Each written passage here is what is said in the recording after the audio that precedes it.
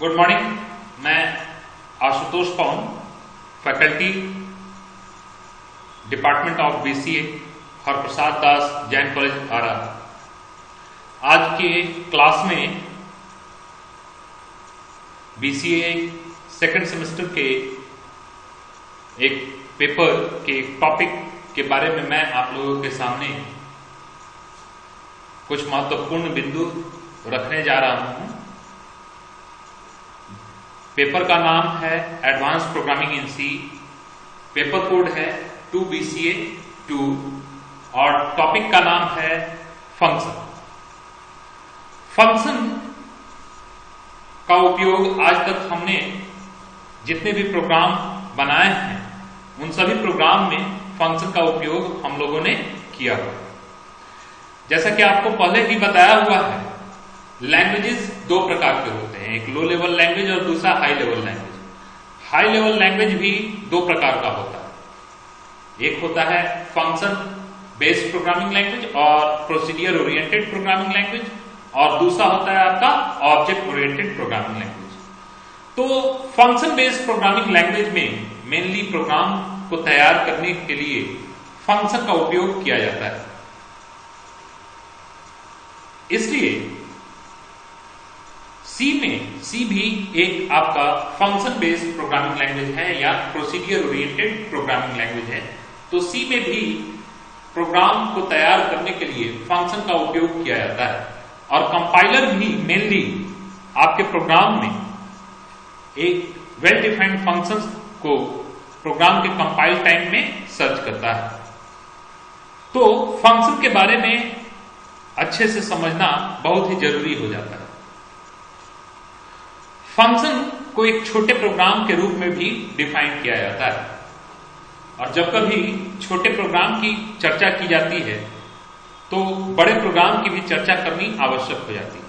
बड़े प्रोग्राम में ही छोटा प्रोग्राम उपयोग किया जा सकता है। दूसरे शब्दों में, बड़े प्रोग्राम में फंक्शन का उपयोग किया जाता है।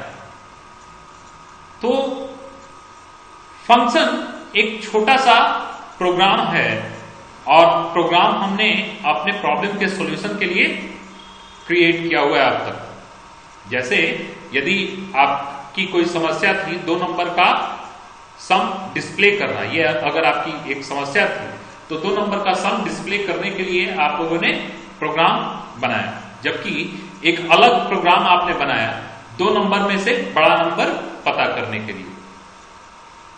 तो यदि बड़े प्रोग्राम में ऐसे टास्क आपको रिक्वायर्ड होते हैं तो इन टास्क को परफॉर्म करने के लिए आप अपने बड़े प्रोग्राम में छोटे छोटे प्रोग्राम क्रिएट कर सकते हैं, और वो छोटे छोटे प्रोग्राम फंक्शन के रूप में तैयार किए जा सकते हैं। और हर छोटा प्रोग्राम अपना एक स्पेसिफाइड टास्क प्रोग्राम के रन टाइम में परफॉर्म करेगा। जिस तरह का सेट ऑफ कोड आपने उस फंक्शन के बॉडी के अंदर में लिखा होगा, वैसा ही टास्क प्रोग्राम के रन टाइम में उस फंक्शन के द्वारा किया जाएगा।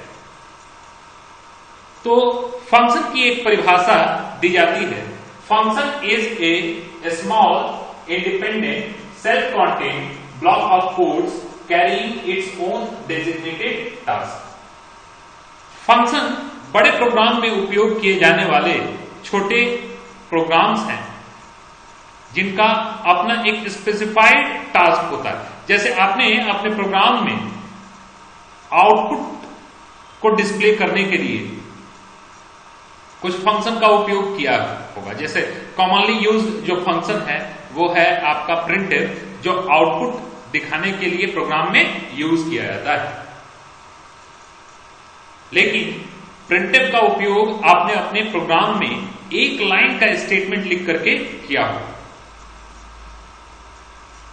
वो एक लाइन का स्टेटमेंट जो है वो प्रिंटफ फंक्शन का एक कॉल है। किस लिए वो कॉल है? ताकि आपके प्रोग्राम का रिक्वायर्ड आउटपुट स्क्रीन पर डिस्प्ले हो सके। लेकिन ये रिक्वायर्ड आउटपुट कैसे डिस्प्ले होगा, कैसे किसी मेमोरी का कंटेंट आपके प्रोग्राम के आउटपुट स्क्रीन पर चला आएगा, ये टास्क आपके द्वारा डिफाइन नहीं किया गया है। ऐसा कुछ डिफाइन करने के लिए की आपकी कोई आवश्यकता नहीं है। लेकिन जब कभी भी आवश्यकता आपको अपने प्रोग्राम में आउटपुट दिखाने की होगी तो आप अपने प्रोग्राम में प्रिंटफ का उपयोग करेंगे। और प्रिंटफ किस तरह से अपना आउटपुट दिखाने का टास्क करता है, उसके लिए कुछ लाइन ऑफ कोड लिखने जरूरी होंगे, जिसको सी के डेवलपर टीम के मेंबर द्वारा पहले ही कहीं पर लिख दिया गया है, जिसके बारे में अलग से हम बाद में इसी लेक्चर में चर्चा करेंगे। तो प्रिंटफ कि जब कभी भी आपको आवश्यकता होती है आउटपुट दिखाने के लिए, उसके लिए आप अपने प्रोग्राम में एक लाइन का स्टेटमेंट लिखते हैं, लेकिन दरअसल वो प्रिंटफ आपका जो रिक्वायर्ड एक्शन है, रिक्वायर्ड टास्क है, वो टास्क करने के लिए प्रिंटफ को डिफाइन करना पड़ा होगा और उसका डिफिनेशन में भी 10 लाइंस और 100 लाइंस का होगा।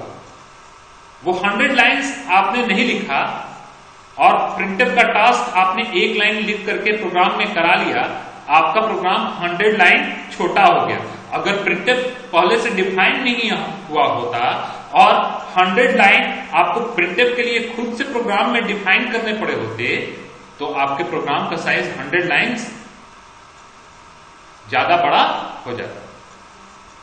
तो फंक्शन को यूज करने के कुछ बेनिफिट हैं, इसलिए जिस किसी चीज का भी जब कुछ बेनिफिट होता है तो उसको अच्छी तरह से समझना जरूरी हो जाता है। तो फंक्शन बड़े प्रोग्राम में उपयोग होने वाले छोटे प्रोग्राम हैं जो इंडिपेंडेंट होते हैं, स्वतंत्र होते हैं, जो किसी पर डिपेंड नहीं करते, अपना टास्क खुद से करते हैं। अगर फंक्शन चाहे तो केवल अपनी मेमोरी पर ही एक्शन परफॉर्म करेगा, किसी अन्य के मेमोरी का बिल्कुल भी वो यूज नहीं करेगा। किसी अन्य बॉडी के मेमोरी के कंटेंट का भी कोई यूज करना किसी फंक्शन के लिए कोई कंपल्सन नहीं है। इंडिपेंडेंट होता है फंक्शन, वो अपना टास्क खुद अपने तरीके से अपने मेमोरी के ऊपर परफॉर्म करता है। The third thing is about function is self-contained. Self-contained block of codes. Block of codes जो वर्ड है उसको आप सेट ऑफ इंस्ट्रक्शन से भी रिप्लेस कर सकते हैं। सेट ऑफ इंस्ट्रक्शंस, एंड आप पहले से ही जानते हैं कि सेट ऑफ इंस्ट्रक्शंस का मतलब क्या होता है। Program is a set of instructions. तो फंक्शन एक सेल्फ कॉन्टेन्ड प्रोग्राम, जो टास्क फंक्शन को परफॉर्म करना है, वो टास्क परफॉर्म करने के लिए जो भी रिक्वायर्ड स्टेटमेंट्स होंगे, जो भी रिक्वायर्ड कोड्स होंगे, वो सारे कोड फंक्शन के अपने बॉडी में ही लिखे जाएंगे और इस तरह से आपका फंक्शन जो है वो self contained block of code हो जाता है। और ऐसा होने की वजह से ही फंक्शन आपके प्रोग्राम के दूसरे हिस्सों से इंडिपेंडेंट भी हो जाता है। तो फंक्शन का जो डेफिनेशन मैंने बोर्ड पे लिखा हुआ था उसको मैंने स्पष्ट कर दिया। फंक्शन का डेफिनेशन क्या लिखा हुआ है? Function is a small independent self contained block of codes carrying its own designated task. और मैं पहले ही बता चुका हूं कि C आपका एक फंक्शन बेस्ड प्रोग्रामिंग लैंग्वेज है या प्रोसीडियर ओरिएंटेड प्रोग्रामिंग लैंग्वेज है। इस तरह के लैंग्वेज के जो कंपाइलर होते हैं वो कंपाइल टाइम में मेनली आपके वेल डिफाइंड फंक्शन को ही सर्च करते हैं। इस तरह से फंक्शन बेस्ड प्रोग्रामिंग लैंग्वेज में एक डिमेरिट भी होता है कि वो डेटा की सिक्योरिटी पर किसी तरह का कोई फोकस नहीं करते, वो केवल वेल डिफाइंड फंक्शन पर ही फोकस करते हैं। वेल डिफाइंड फंक्शन पर ही फोकस करने का मतलब है कि फंक्शन के बॉडी में जो भी स्टेटमेंट लिखे गए हैं वो सारे स्टेटमेंट सिंटैक्सिस को फॉलो करते हुए लिखे गए। कंपाइल टाइम में कंपाइलर किसी भी फंक्शन के बॉडी में लिखे हुए स्टेटमेंट की सिंटैक्सेस को ही चेक करता है। और ये फंक्शन बेस्ड प्रोग्रामिंग लैंग्वेज के कंपाइलर का मेन और इंपॉर्टेंट टास्क होता है। सी में दो तरह के फंक्शन उपयोग किए जाते हैं। इनमें से पहले टाइप के जो फंक्शन हैं उन फंक्शन को एसडीएफ्स कहा जाता है। एसडीएफ्स का फुल फॉर्म होता है सिस्टम डिफाइंड फंक्शंस। और सी में दूसरे तरह के भी फंक्शन उपयोग किए जा सकते हैं जिन फंक्शन को यूडीएफ्स कहा जाता है। यूडीएफ्स का मतलब क्या हो गया? User defined functions. तो सी में दो तरह के फंक्शन उपयोग किए जाते हैं। एक होता है आपका सिस्टम डिफाइंड फंक्शन और दूसरा होता है आपका यूजर डिफाइंड फंक्शन। अब सिस्टम डिफाइंड फंक्शन क्या है? सिस्टम मतलब क्या होता है? सिस्टम वर्ड का मतलब होता है आपका कंप्यूटर सिस्टम। और जैसे ही आप अपने कंप्यूटर सिस्टम में, जिसमें ऑलरेडी ऑपरेटिंग सिस्टम सॉफ्टवेयर डाला हुआ है, और उस सिस्टम में आप किसी लैंग्वेज का, प्रोग्रामिंग लैंग्वेज का सॉफ्टवेयर जब इंस्टॉल करते हैं, सी का सॉफ्टवेयर टर्बो C2 और C++ का सॉफ्टवेयर टर्बो C3 इंस्टॉल ना करके कॉपी और पेस्ट किया जाता है कहीं पर किसी सीडी में, किसी पेन ड्राइव में, या सपोज इंटरनेट से डाउनलोड करके डाउनलोड फोल्डर में आपने टर्बो C2 या टर्बो C3 के सॉफ्टवेयर को रखा हुआ है, तो उस सॉफ्टवेयर को आपको क्या करना है? कॉपी करना है और अपने किसी ड्राइव में उसको क्या करना है? पेस्ट करना है। तो जब आप लैंग्वेज के सॉफ्टवेयर को या तो कॉपी पेस्ट करते हैं या इंस्टॉल करते हैं, तो कॉपी पेस्ट और इंस्टॉल करने के साथ ही उस लैंग्वेज में यूज होने वाले जितने भी फंक्शन हैं वो पहले से ही आपके कंप्यूटर में यदि मौजूद हैं, तो उन पहले से मौजूद फंक्शन को ही सिस्टम डिफाइंड फंक्शन कहा जाता है।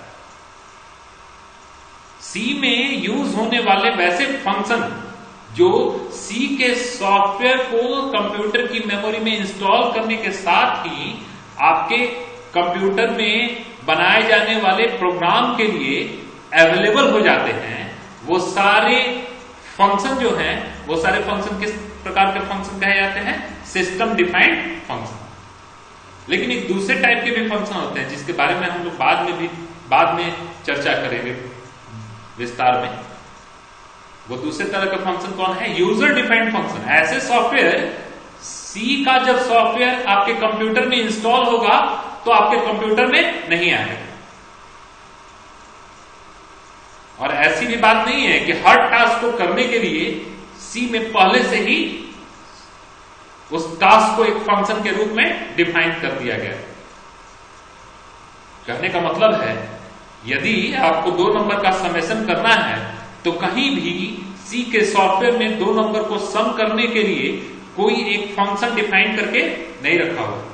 लेकिन यदि आप प्रोग्राम के रन टाइम में अपने एग्जीक्यूशन स्क्रीन को या आउटपुट स्क्रीन को क्लियर कर देना चाहते हैं, तो आउटपुट स्क्रीन या एग्जीक्यूशन स्क्रीन को क्लियर करने के लिए ही सी के सॉफ्टवेयर में पहले से ही एक फंक्शन डिफाइन करके रख दिया गया है। और वो फंक्शन जो आपके प्रोग्राम के रन टाइम में आपके एग्जीक्यूशन स्क्रीन या आपके प्रोग्राम के आउटपुट स्क्रीन को क्लियर करेगा, वो फंक्शन सिस्टम डिफाइंड फंक्शन कहलाएगा। इस फंक्शन का नाम आपने भी कई एक प्रोग्राम में यूज किया होगा, CLRSCR। इस नाम का फंक्शन जो है वो सी में पहले से ही डिफाइंड है। और इस फंक्शन का टास्क क्या है? आपके आउटपुट स्क्रीन या एग्जीक्यूशन स्क्रीन को क्लियर करना। ये फंक्शन जो है, ये फंक्शन किस तरह का फंक्शन है? आपका सिस्टम डिफाइंड फंक्शन। तो सिस्टम डिफाइंड फंक्शन को और भी दूसरे नामों से जाना जाता है। सिस्टम डिफाइंड फंक्शन के लिए एक नाम यूज किया जाता है इनबिल्ट फंक्शन।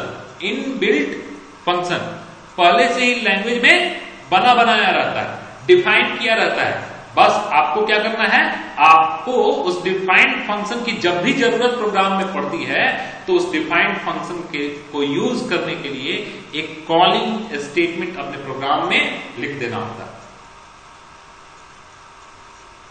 ना तो आपको किसी सिस्टम डिफाइंड फंक्शन के लिए कोई टास्क डिफाइन करना पड़ेगा, आपको मौका भी नहीं मिलेगा किसी भी सिस्टम डिफाइंड फंक्शन के लिए उसका टास्क डिफाइन करने के लिए कोई आपको जरिया, कोई आपको मौका नहीं मिलेगा। तो आपको जब भी किसी सिस्टम डिफाइंड फंक्शन की अपने प्रोग्राम में आवश्यकता होती है तो आप उस सिस्टम डिफाइंड फंक्शन को बिना डिफाइन किए अपने प्रोग्राम में यूज कर सकते हैं। सिस्टम डिफाइंड फंक्शन को इनबिल्ट फंक्शन भी कहा जाता है और प्री डिफाइंड फंक्शन भी कहा जाता है। प्री डिफाइंड फंक्शन का मतलब उसका टास्क ऑलरेडी डिफाइंड है। That function will not perform any other task that has not been defined for the function. That function will perform only that particular task for which it has been defined. वो function और कोई दूसरा काम नहीं करेगा। क्या करेगा? केवल वही काम करेगा जिसके लिए वो पहले से डिफाइन किया गया है। इसीलिए उस फंक्शन को, सिस्टम डिफाइंड फंक्शन को प्री डिफाइंड फंक्शन भी कहा जाता है। और ऐसे फंक्शन आपके कंप्यूटर की मेमोरी में तभी चले आते हैं जब लैंग्वेज आप, प्रोग्रामिंग लैंग्वेज आप अपने कंप्यूटर में इंस्टॉल करते हैं।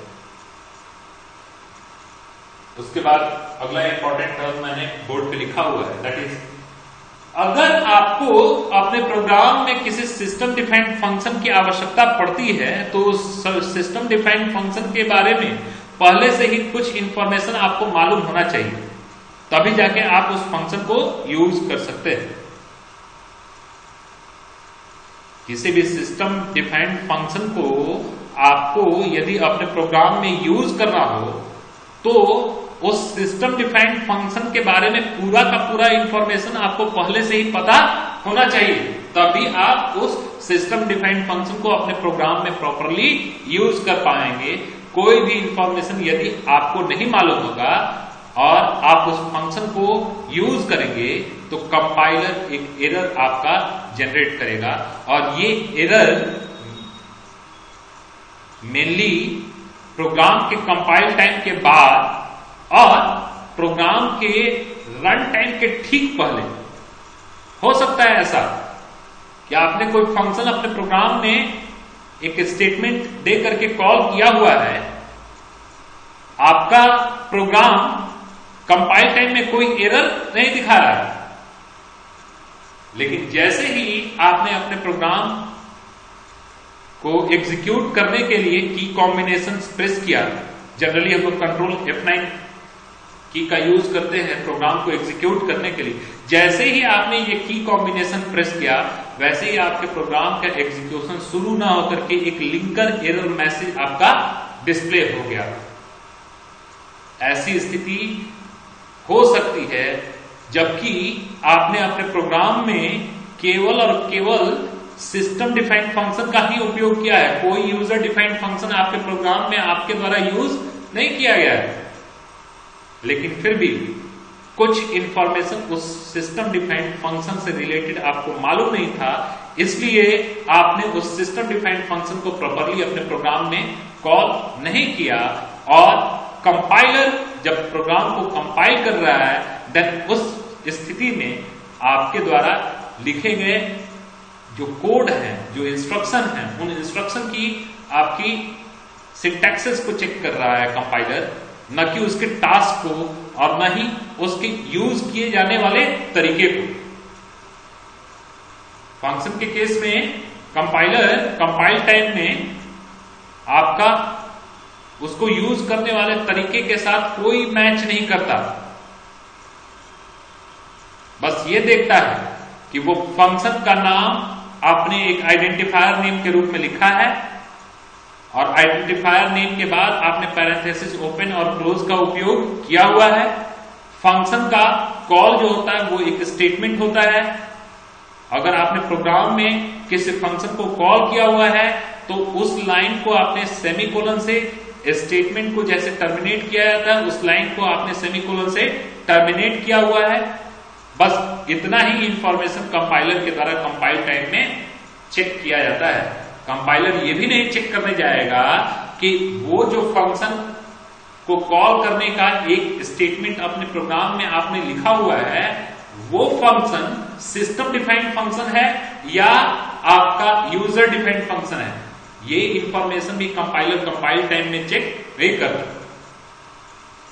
जब आप अपने प्रोग्राम को रन करने जाते हैं तब कंपाइलर सर्च करता है कि जो फंक्शन आपने कॉल किए हुए हैं वो फंक्शन आपने अपने प्रोग्राम में स्वयं कहीं पर डिफाइन किया है या वो फंक्शन पहले से ही सी में किसी हेडर फाइल में बताए गए हेडर फाइल में पहले से डिफाइंड है।